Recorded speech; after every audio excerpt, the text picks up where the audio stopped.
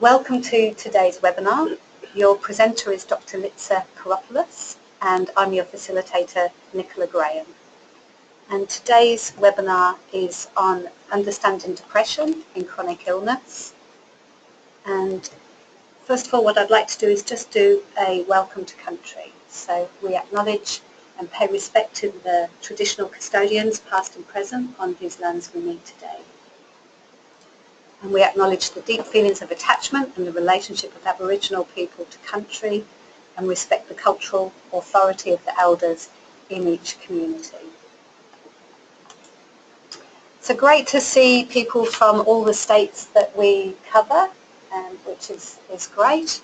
And a very, very warm welcome to Dr Litza Kiropoulos. Just a brief bit of background, the information that I can share about Litza. So Litza's an academic at Melbourne University, School of Psychological Sciences. Her specialist area is in the psychological treatment of depression and anxiety in the medically ill. So that's especially people with MS, with cancer and heart disease. So today Litza will provide assessment tools and treatment strategies with a focus on promoting recovery, minimising depression, building resilience and improving quality of life for our clients. So over to you, Litza. Thanks, Nicola. Thanks. Hi everyone. Thanks for attending today. It's great to see such a great turnout, which is quite impressive. Today I'll be focusing on MS and understanding depression in MS, and I have a few learning objectives here that I've listed down, so hopefully at the conclusion of the webinar you should be able to have or be more familiar with some of the symptoms of a major depressive episode and major depressive disorder, and also be familiar with some of the screening questionnaires that can be used with some of the individuals with MS for screening for depressive symptoms, and also be familiar with evidence-based psychological treatments for depression in MS populations.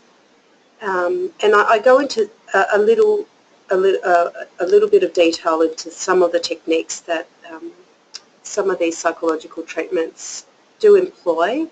It's not comprehensive, but at least it gives you a taste of what might be in some of the techniques that might be able to be used with individuals with MS who do experience depressive symptoms. I also talk about some of the comorbid conditions with depression because I think it's quite important to look at the individual as a whole. You know, depression doesn't just present itself on its own. It usually is quite a few comorbid conditions, especially in MS populations.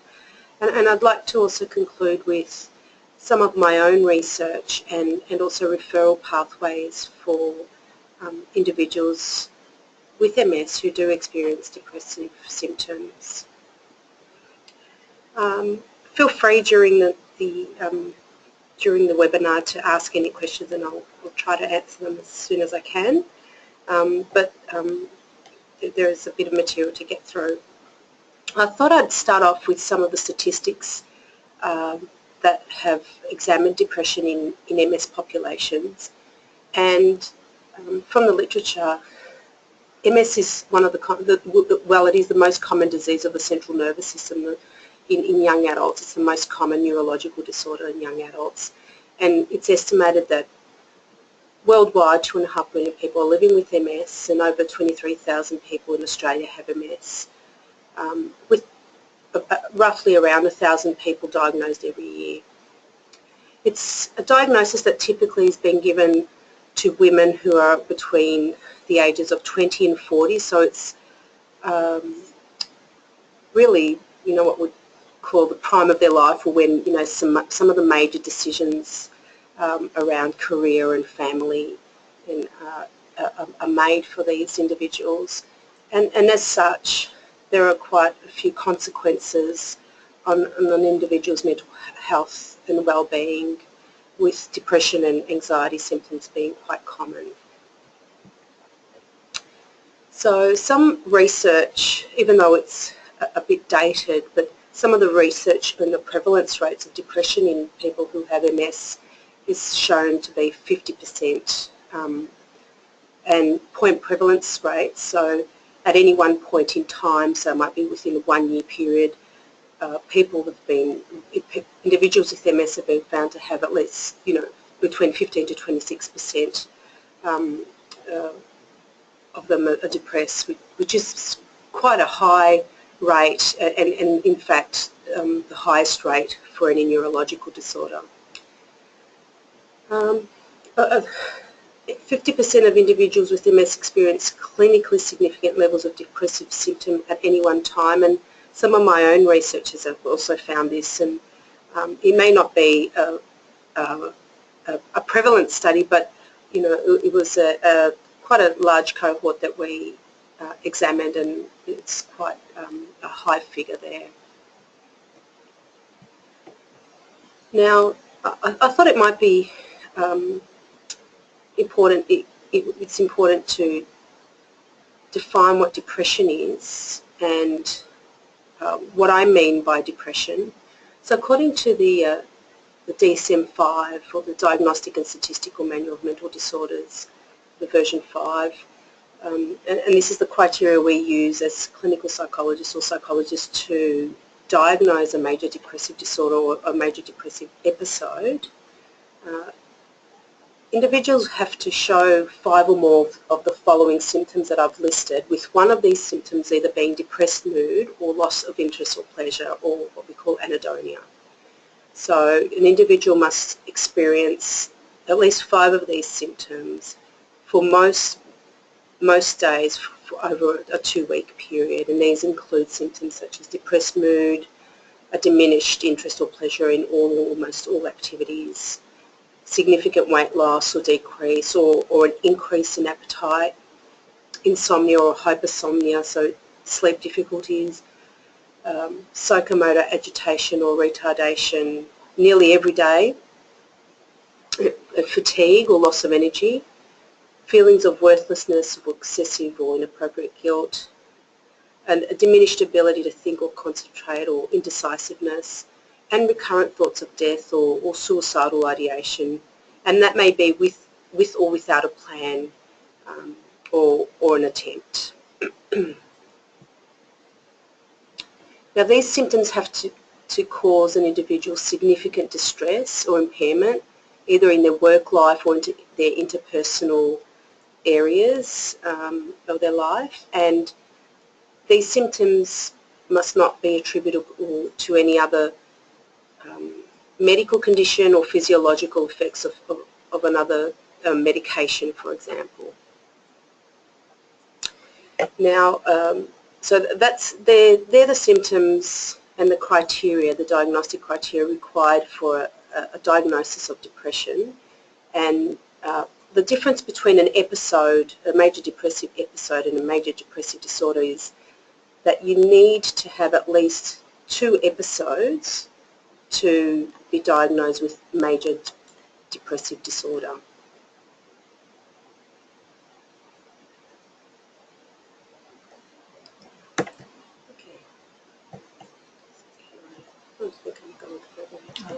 That's okay.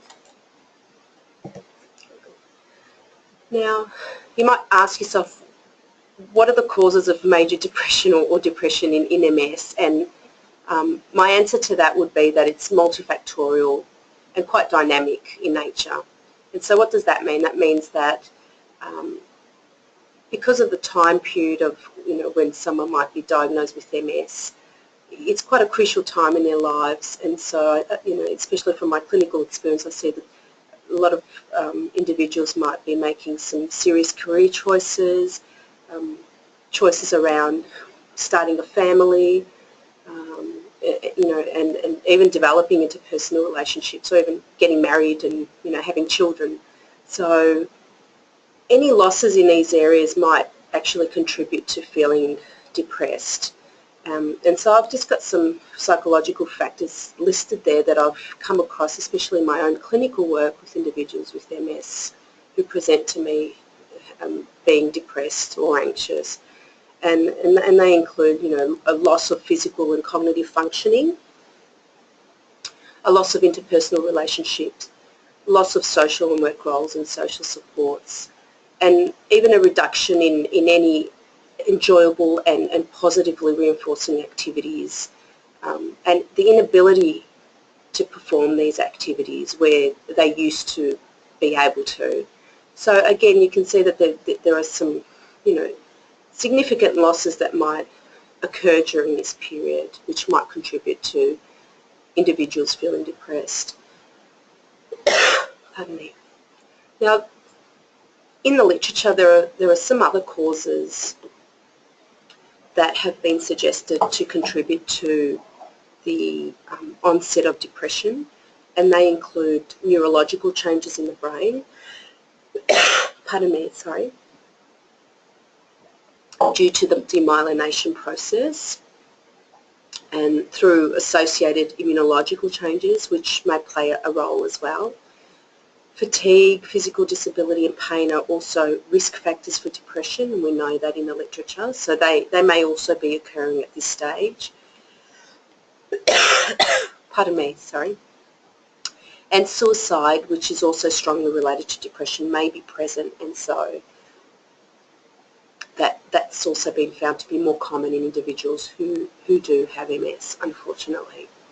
So there are some causes of depression that might be relevant to individuals who have MS and are depressed.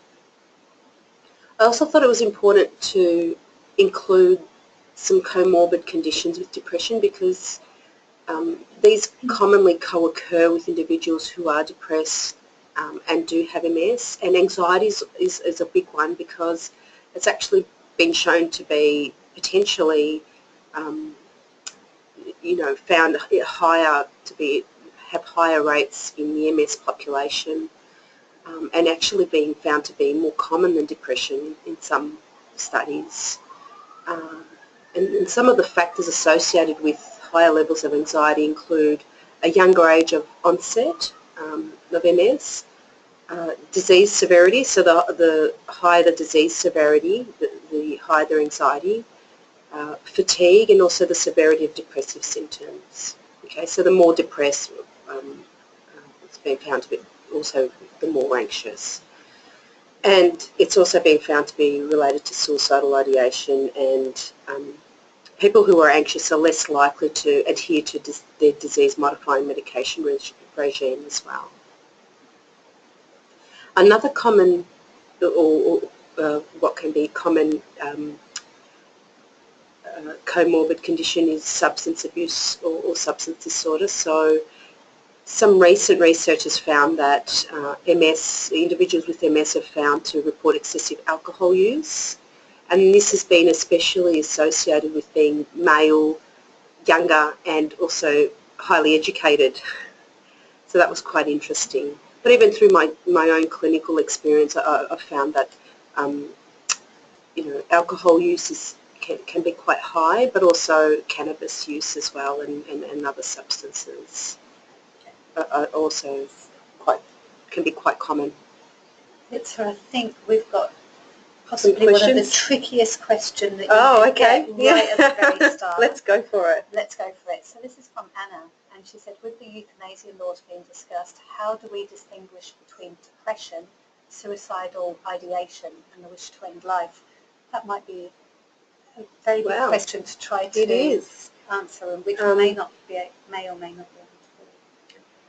Well, I can talk about my clinical experience, and individuals who do present to me want to make changes in their life and come to me to do that. So I don't actually have seen anyone who would like to end their life and not better that. So I don't know if I'm qualified to answer that question at this stage. So in your clinical practice, you're more seeing people who want to make a change and make a difference. So I guess that's how I distinguish between someone who wants to end their life, and and in terms of euthanasia, rather than suicidal ideation, which is quite a common symptom of depression and can be overcome. Okay. Yeah. I don't know if that's answered your question, Anna. I'm sorry. But I usually see individuals who want to make a difference and need help for that. So, yeah. I don't know if that's answered your question. Okay. And I might typically see individuals, especially with my research, which I'll go on to talk about later on in the presentation, who have been newly diagnosed, and so, you know, they're quite hopeful that things will get better. And that's why, part of the reason why they've come to see me too. Yeah. Okay. Now another really relevant issue that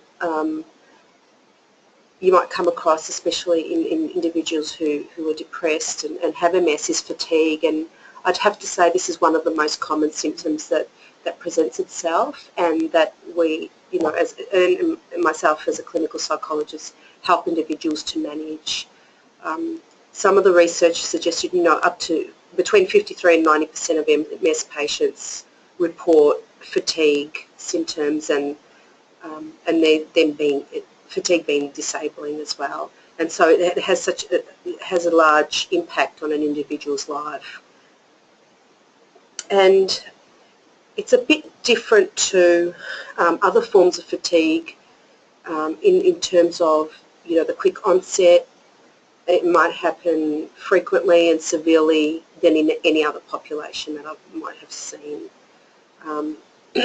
And there's also a higher correlation with depression scores found with, you know, individuals with MS also having higher levels of fatigue.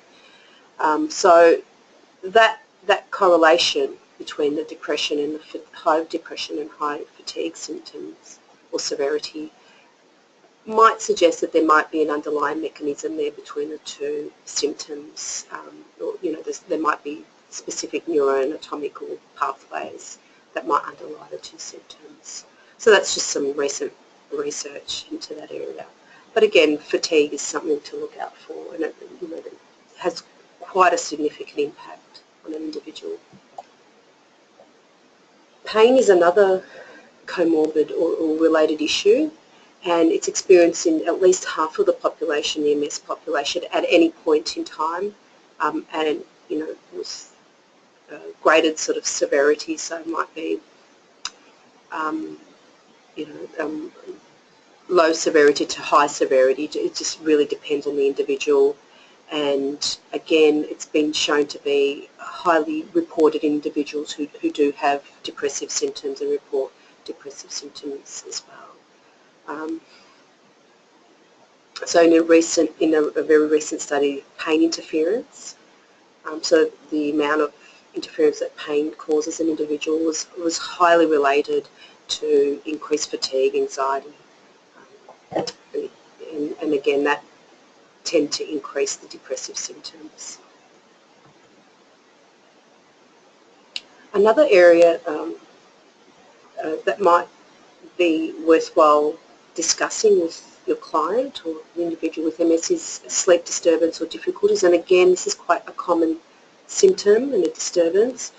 And again, you know, some of the studies have found that quarter of those individuals that they sampled reported sleep problems, and sleep problems included sleep initiation, sleep maintenance, so being able to sleep through the night, having nightmares, or some form of a disturbance in their sleep cycle, compared to those who didn't have MS.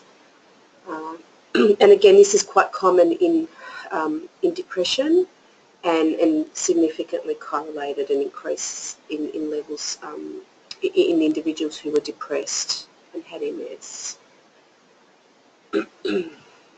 Okay. I thought it would be worthwhile to include some of the screening questionnaires that can be used with individuals, or have been used with individuals in MS, and even some of the screens that I use with my clients who might be depressed. And most of these, apart from the BDI-2 and the BDI-FAST screen and the HADS, which is the Hospital Anxiety Depression Scale, are freely available for you to use. But you do need to have some training in the area, but it's a screening, there's screening tools that can be used to screen for depressive symptoms in MS populations. The majority of these questionnaires have been validated, meaning that they've been used with MS populations and found to be measuring what they're proposed to measure. Okay, and that's very important because you don't want to use a scale that's not been validated in an MS population. However, having said that, there's still some more research to be done in this area. Okay. I commonly use the BDI-2 and the BDI-FAST screen, and I'll go into some more detail about what they are. And the BDI-2 is sort of being reported to be the gold standard of a depressive screening measure, and the BDI-FAST screen is the shortened version of that. So the BDI-2 is a 21-item self-report questionnaire, and the BDI-FAST screen is a 7-item questionnaire. The difference being that the BDI-FAST screen has eliminated some of the more physical symptoms that may overlap with some of the MS symptoms seen in an MS population. So things such as, I think it was the agitation and potentially I think the sleep or the fatigue questions. But the BDI-2 asks about the frequency and the presence and the severity of depressive symptoms in the last couple of weeks for most days, and includes things, symptoms such as sadness, pessimism, loss of interest in things, feelings of failure, loss of pleasure, guilty feelings, punishment, self-dislike, self-criticism, suicidal ideation, crying, agitation, indecisiveness, feelings of worthlessness, loss of energy, the individual sleeping pattern, irritability, change in appetite, difficulties in concentration, fatigue, and loss of interest in sex. So it's quite comprehensive, and you know, this it's a great screening tool, and it's used on a 4-point Likert scale, so it ranges from 0 to 3, with the total score being 63, and the higher the score, indicating more severe depressive symptoms. Now the BDI-FAST screen is scored similarly, and again higher scores indicate more depressive symptoms. So I think that would be worthwhile using. Yep. And is the BDI-2 freely available? No, it's not. No, that's the thing. That's the one that you have to be a mental health professional to use, okay, and you have to pay for it in both the BDI-2 and BDI-FAST screen. Yeah. Having said that, you can use a measure such as the PHQ, the Patient Health Questionnaire 9-item. And I know that a lot of the neurologists, a lot of other health professionals do use this as a screening tool. So it's quite a handy tool to have, and it's been used in individuals with MS in the past. And again, it runs through the different symptoms over the last 2 weeks, and whether someone's been bothered about, you know, little interest or pleasure in doing things, feeling down, trouble falling asleep, being tired, appetite, feelings of failure or trouble concentrating, being fidgety or restless, or, you know, moving or speaking more slowly, and thoughts and suicidal ideation again. And the PHQ-9 also gives you a bit of a range of the scores, such as mild to moderate depression or minimal depression, which could be handy as well. I think we're all reading this and self-diagnosing. Oh, I hope not. As we do this, tick. Now, the important thing is to remember that this is for most days over a 2-week period, okay, and that these symptoms are affecting your work and your interpersonal relationships and your life in general, and they're causing you much distress. Okay, so it's not a fleeting thoughts here and there or fleeting problems with appetite. It's a consistently feeling these or experiencing these symptoms over a 2-week period for most days. Thank you. Yeah. Clarifying. Yeah, so all instruments, I just put a bit of a note there to say that there's more research to be done in the area, you know, validating the reliability of those tests. Okay, so now I'd like to go on to how we can help individuals who do have MS and present with depressive symptoms. I'm going to go through what I call cognitive behavioural therapy because this type of therapy, psychological therapy, has the most evidence base to date. There are other types of therapy such as acceptance and commitment therapy that I'm not saying that it's not useful, but I thought I would focus on the most used type of therapy and the one that has a lot of evidence base. And it also will lead into the tailored psychological treatment that I've developed, which is based on CBT. Okay, so cognitive behavioural therapy originally was developed by Beck and as a treatment for depression and anxiety. And the core premise of this approach is that our cognitions, our maladaptive cognitions or our thoughts, actually maintains our emotional distress and our behavioural problems. And according to this model, these cognitions or thoughts include the way we view ourselves, the way that we view the world, the way that we view our future.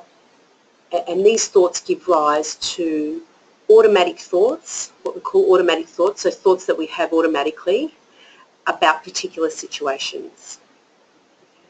So therapy, according to this model, includes changing these maladaptive thoughts, which will then lead to changes in the way we experience emotions and the way that we behave. And so the overall goal of the treatment is to reduce our symptoms and improve our functioning and a remission of the, potentially a mental disorder if we do experience any of these disorders or the depression and anxiety. A main component or what's crucial in this type of therapy is that the individual plays a major part in changing these thoughts and emotions, and it's a collaborative process with the therapist. So they're an active participant. They're not passive. They're quite active. They have to be active, and so there's a lot of homework between sessions that's required for this to be the CBT to be successful. Okay. And CBT is like an umbrella term which includes strategies that focus on our thoughts, our emotions and our behaviours. So, the basic premise is how we think determines how we feel and how we behave. Okay, I thought I'd put that up there too. Now, there are two primary components of cognitive behavioural therapy, and we call that first one behavioural activation and also cognitive restructuring. So with behavioural activation, we as clinical psychologists or whoever is providing the CBT treatment teaches individuals about activities and the relationship between activity and our mood, such that if we lower levels of activities, this also results in a lowering of our mood. So a target for the behavioural activation in this therapy is to assist individuals to increase their levels of daily activities that they find enjoyable and they find meaningful and they find that they have a sense of achievement out of doing them. So it works, the mechanisms are that, it engages the mind, it gives the individual something else to do, it gives the sense that they're achieving something, that they're mastering something, and that it's pleasurable. And after completing these activities, this can help you think more clearly and make better decisions for yourself. So what would be an example of typical activities that are going to enhance mood? So it can vary. It can be window shopping, going out with a friend to have a coffee, It can be reading a book, it could be taking a bath, it could be walking your dog, it can be having a chat to someone you enjoy chatting to. It can be anything. Okay.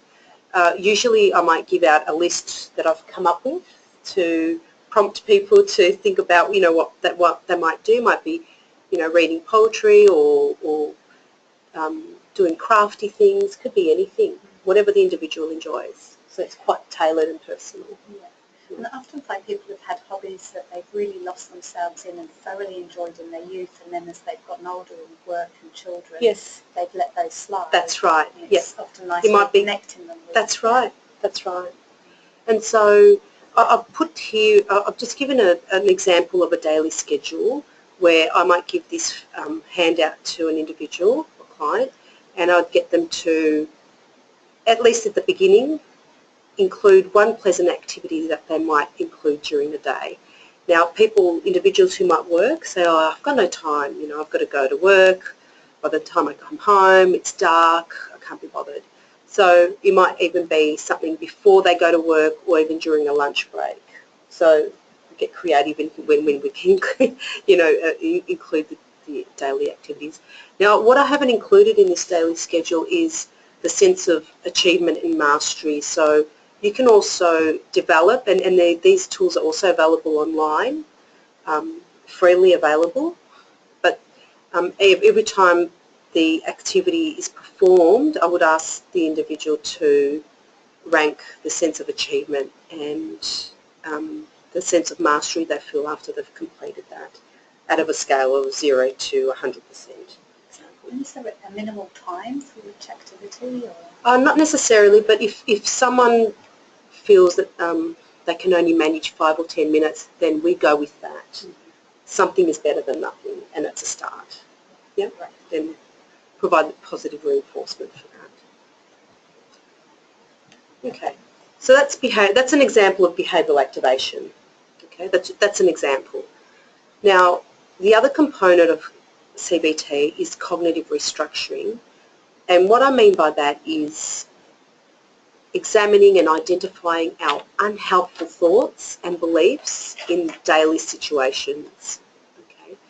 Usually when people experience depression, they also experience unhelpful thoughts about situations which might contribute to the depressive symptoms or low mood. Okay. And so with cognitive restructuring, the main aim is to identify our unhelpful thoughts in certain situations or even daily situations, and the next step is becoming aware of our negative thoughts, and the next step is really to challenge these thoughts and come up with more helpful thoughts for the individual. Okay. So the first step in this is providing that model and introducing that model that our thoughts influence the way we feel and then the way we behave, because it can be quite a revelation for a lot of individuals. They may not have thought about this, may not have been exposed to this type of model before, may not have thought that, these thoughts that I'm having is influencing the way I'm feeling and the way that I'm behaving. This is a totally new concept for them. Okay, so there might be hopefully there's some psychoeducation around this model for the individuals, and that something happens and our response to that is that we have certain thoughts, we might experience certain emotions, and we respond to those emotions with certain behaviour. So I've put an example of Leah there. Now, the situation is that a stranger might have laughed towards Leah while passing her on the street. And so her automatic thought would have been, oh, I must look different, this mess again, something made me look different or to others. And then her emotion is that she's embarrassed and ashamed of herself, which then makes Leah regurgitate that situation again and, replay that situation over and over in her head, trying to understand why this has happened to her and why people are laughing at her. Okay. So that's just an example.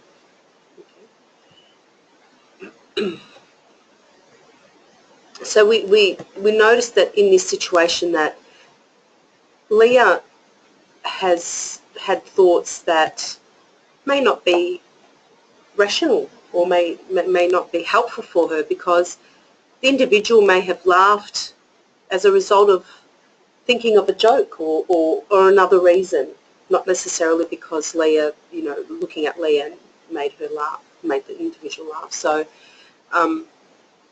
as humans, it's natural to have irrational thoughts, but it's when this happens again and again and it becomes a pattern of behaviour is when it becomes detrimental to us. Okay? So if in place of that thought of I must look different, MS has made me look different to others, if in place of that thought Leah put something like, may have thought something like, oh, he must be laughing because he's heard a joke, or one of his friends must have said something funny to him, then that may have resulted in a more neutral emotion rather than being embarrassed or ashamed of herself, and that may not have led to a behaviour where Leah replays this situation over and over in her head. Okay, so that's the basic premise there. Now, it may be easier said than done. These thoughts may have been so automatic for individuals that they're not even aware that they're having these type of thoughts. Okay, so the next step is about helping individuals become aware of their thoughts and how these influence emotions and their behaviours in a significant way. So again, the idea is that once we become aware of that we're having irrational thoughts or unhelpful thoughts, we can then stop ourselves and potentially use more helpful thoughts and change these patterns of thoughts.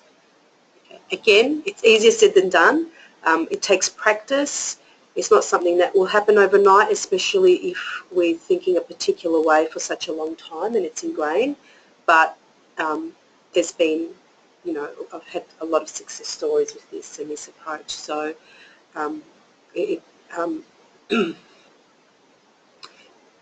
one way to help individuals become aware of some of the negative thoughts or unhelpful thoughts is to look at when they're feeling low and really working back and seeing, well, what's the situation that may have contributed to this lowness in mood, and what are some of the thoughts behind this. There are always thoughts behind low mood, always, always. Even if the individual thinks, well, no, I can't think of anything, it is so automatic that you don't even realise you're experiencing those thoughts. Okay. Now, one way to help an individual recognise some of these thoughts is to provide them with a thought record form. And I get individuals to complete this on a daily basis for the week that I don't see them, so in between for homework. And on this thought form, I've got an example here. I asked them to write an event that may have contributed to them feeling low.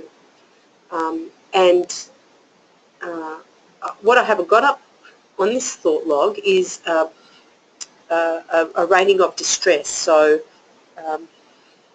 some of the feelings there and how sad did they feel after this particular situation. And I've just got an example there about, the supervisor at work being angry and the individual taking that personally and having a thought about, I must have made a mistake, now I've done it, they'll fire me for sure.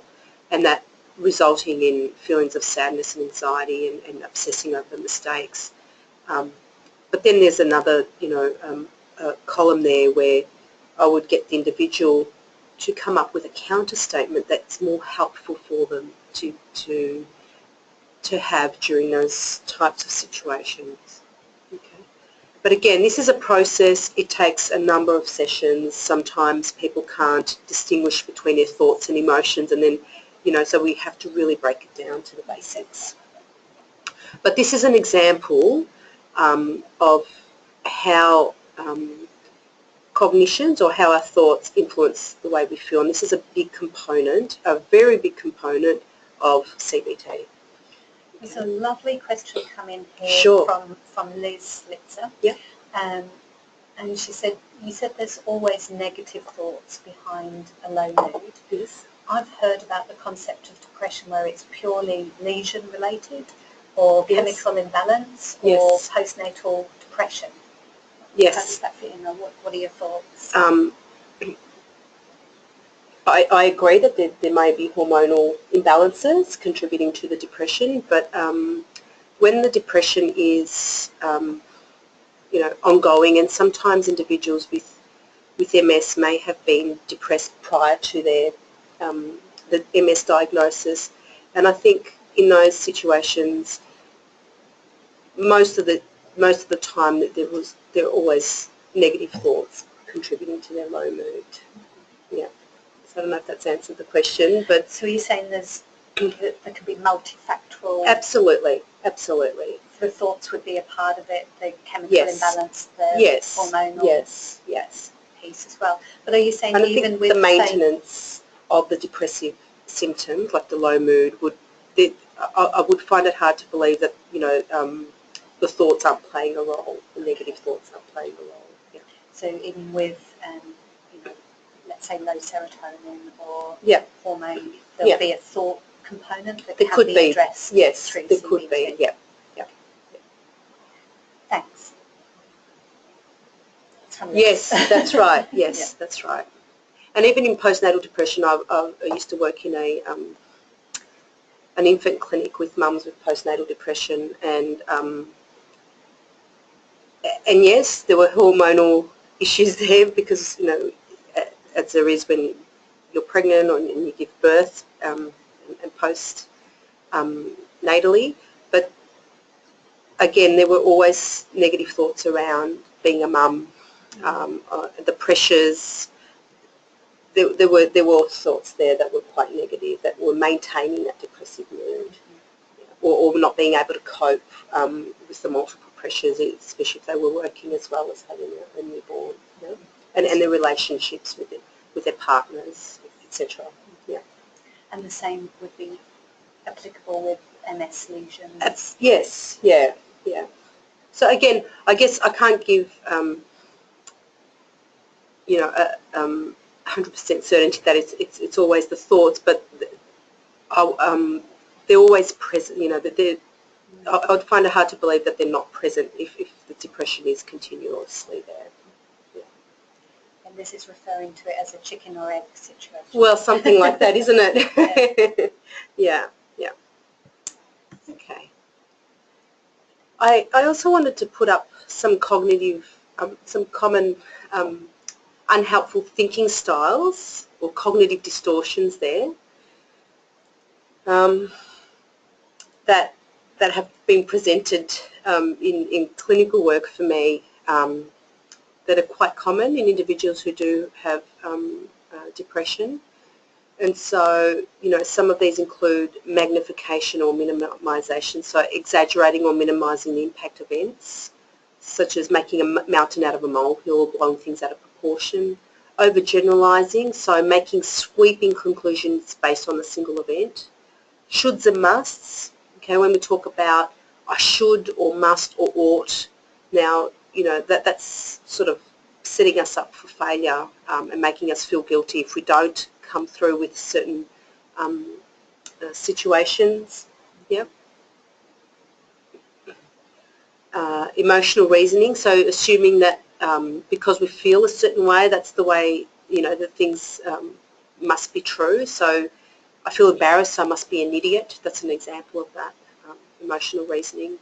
All or nothing thinking, or so black and white thinking.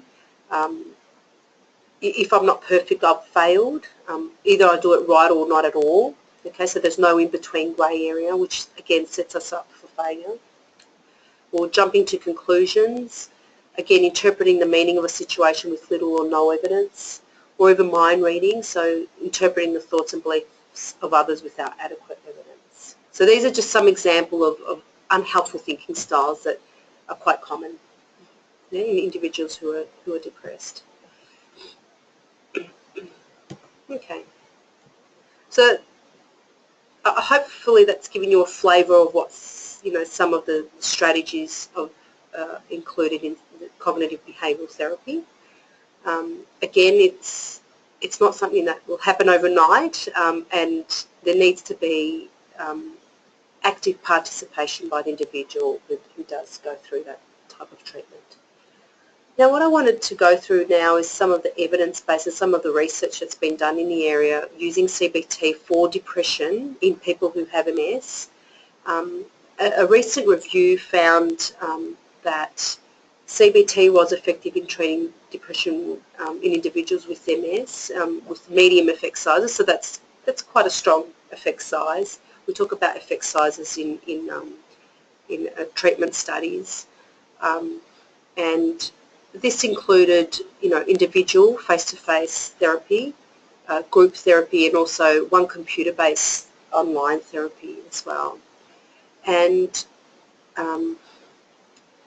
a lot of these studies had comparator arms, so that they were compared to other type of treatments, and that included antidepressants and also group psychotherapy. So Moore and colleagues in the States, he found that he compared individualised CBT, so face-to-face individual CBT with a psychologist.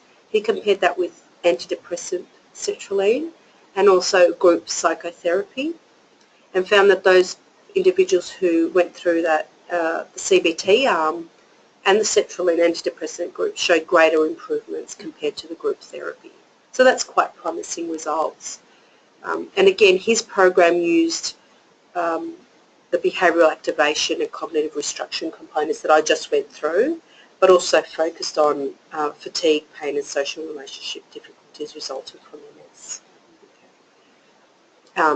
But the majority of this evidence base has been done in individuals who've been living with MS for quite a long time, so not newly diagnosed. Now, there's also some evidence suggesting that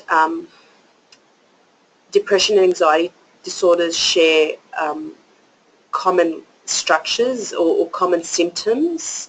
So the constellation of symptoms, the thinking, the mood, the physiological symptoms are quite common in anxiety and depression. I thought this was quite interesting to point out because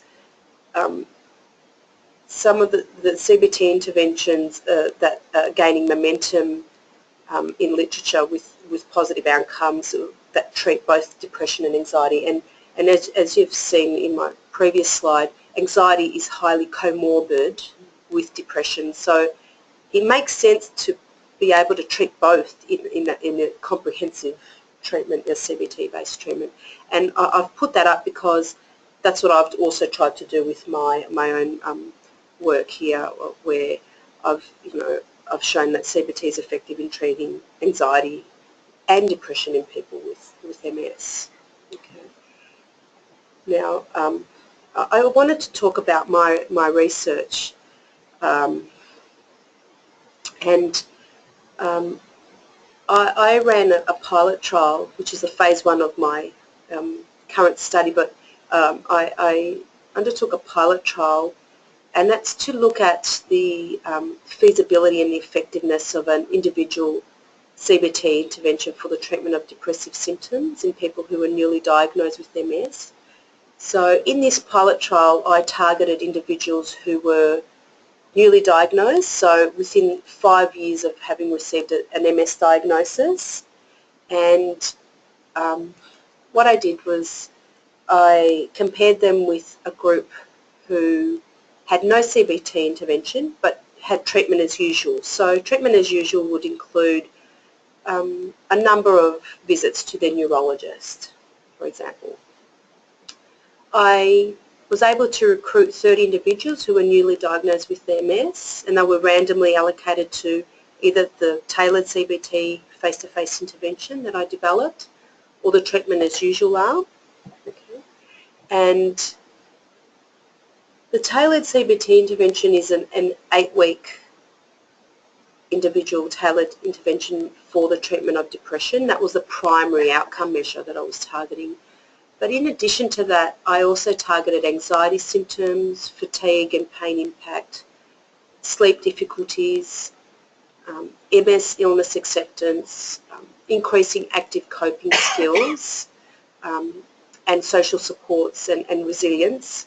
And that was an 8-week individual tailored program where individuals would see a clinical psychologist for an hour and a half to an hour per week. Okay. And it included components of CBT such as pleasant activity schedule, like I discussed previously, and also cognitive restructuring, but also included other components such as relaxation and mindfulness and controlled breathing. We also looked at problem-solving skills, and we also looked at grief and loss issues related to MS-related losses, and also facilitating adjustment to living with MS, and also relapse prevention. So what would individuals do if they found themselves going back to some of the old habits, and the depressive symptoms or anxiety symptoms would increase. Okay, so I've just got some of the eligibility criteria. So again, the individuals had to be newly diagnosed with MS and scoring at least 10 on the BDI-2, so a mild to moderate depression, and not actually undertaking any other psychological treatment for depression or anxiety. And no gross cognitive impairment or substance dependency or any changes to medications during that period of time. So what I found was that there were large group treatment effects, so the CBT intervention reduced the level of depressive symptoms, both at post-treatment, so after they've completed the treatment, but again 20 weeks following that post-time. Okay, so that was fantastic. And there were also small to large group treatment effects for the level of anxiety, so people felt less anxious, individuals felt less anxious, they had less fatigue and pain impact, better sleep quality, and better MS-related quality of life. They reported higher levels of resilience, and this was at a post-treatment, and again at 20 weeks follow-up. That's fantastic to see those positive benefits persisting. Absolutely. Over 20 Absolutely. Weeks. Yeah. And here I can see that 73.4% reported that it had addressed their problems completely. Yeah. It must have been wrapped. And it was, and all of them, all 30 suggested that this should be part of their normal treatment offered to them. As so if they do go to see the neurologist, then they should also complete this treatment. I haven't put that up there, but all of them, 100% of the sample reported that this should be part of just normal routine, of care. So that then led me to develop phase 2 of the trial, which was to examine this CBT intervention, but instead of comparing it to treatment as usual, which is nothing, I have an active comparator arm now. So the active comparator arm, or the alternative, is supportive listening. So it's not as directive as CBT. It's about it's what we call sort of a Rogerian therapy, which is based on Carl Rogers' counselling sort of approach. And we're currently recruiting for this trial, and it's a multi-centre trial rather than just Royal Melbourne Hospital. We're also recruiting from other hospitals and also externally. Again, we're randomly allocating more individuals now, hopefully, in one or the 2 treatment arms, and again, it's an 8-week, it's the same tailored CBT intervention offered by a psychologist, and we'll be testing at the post and 3 months time points again on those similar measures. Great, so there's contact details there, both email and telephone number. If any practitioners out there have clients that you think might benefit from this, absolutely, then please get in touch with absolutely. Litza. Absolutely. So we're currently recruiting for that trial. So far I think we've got about 6 or 7 individuals, so we need to get 60 through, so I think it's about 10% hit rate at the moment, but yeah, we definitely need more participants. And again, the eligibility criteria is being newly diagnosed and responding and you know, having low mood and some of those symptoms that we've talked about. But again, if the low mood is present, then please feel free to refer, and we're doing an assessment so to find out whether they're eligible. Now, what I also thought I'd put up here, which might be applicable or not, but it's also to raise awareness around some of the referral options for individuals who do have depression and, you know, and MS, and that's to psychological, you know, for psychological treatment. And I've just listed a few referral options, but that you may or may not be aware of. But one option is the Find a Psychologist website on the Australian Psychological Society website, and it lists Medicare listed psychologists who can see clients for up to 10 Medicare sessions per year, or subsidised sessions, which means that it's lower cost, hopefully.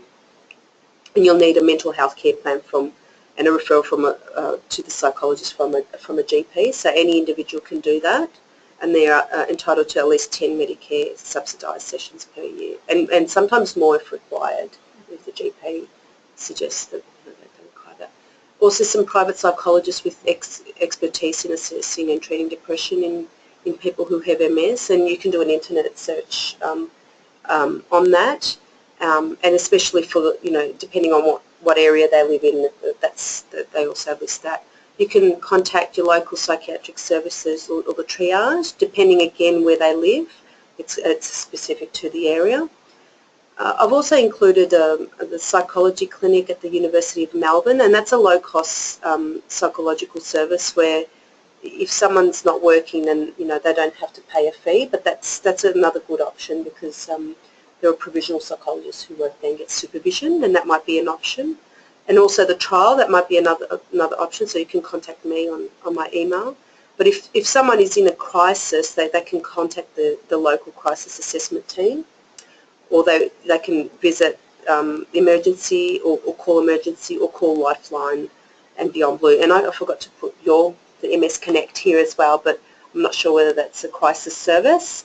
But yeah, probably it's more of an information service, isn't it? But I guess that they could refer, yeah. But they're the options that I'm aware of, so I thought I'd just put them up there.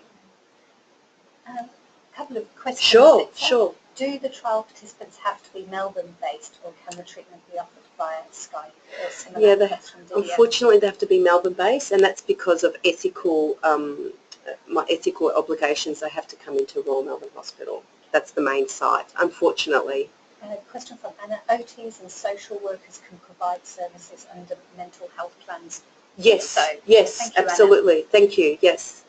And Kim, is there a promotional flyer for this trial, please? Yes, and I can send that through. Okay. Yep. If you email it to me, and I'll absolutely distribute it. Absolutely. Or people can contact Litza directly. Yep, directly, anytime. Yep. Great. That's all our questions. Great. Thank you. Thank you. So, thank you for all your questions, everybody, and what a fascinating webinar for us, and I think lots of food for thought and lots of really good information and some great tools to further help our clients as well, which is what these webinars are all about. So I'm just going to finish off with a little bit of information. Did you want to do Yes, sorry, I forgot about that slide. So I just wanted to conclude that depression is prevalent in people who have MS, and especially the first couple of years after a diagnosis. There are screening tools to screen for depressive symptoms, and these are being validated in MS populations, and that can be helpful for you to screen for depressive symptoms. Be aware that there are comorbid conditions such as anxiety, fatigue, pain, sleep problems, and sometimes substance use or abuse. That psychological treatments for depression are available and include CBT, which has got a strong evidence base. and you can refer individuals who've been newly diagnosed and might be displaying some depressive symptoms such as low mood or loss of interest and pleasure to our trial, which is currently running. And lastly, that depression can be managed, and there are promising results, especially if we offer services early in the piece. The promising results. Yeah. And I think that's a really important that's very important. Message, yeah, I think so. Yeah. Fantastic. Thank you very much. You're very welcome. Thank you. Some references here. There. Yeah. And as mentioned, you can always refer your clients to MS Connect on 1800 042 138. You can also, as practitioners, call this number too to find out information, link into resources, etc. Just want to mention very briefly that MS is operating in the NDIS space. On your handouts it gives you information about what the NDIS is, what we can do to help you and your clients, and very importantly we want to stress that we are a registered provider and that we can deliver services on people's NDIS plan, and we're keen to partner with you, so please feel comfortable to refer your clients to us. They can call the MS Connect number and we can help them with their plan. So thank you very much for your time, and we look forward to seeing you on our next webinar. Thank you.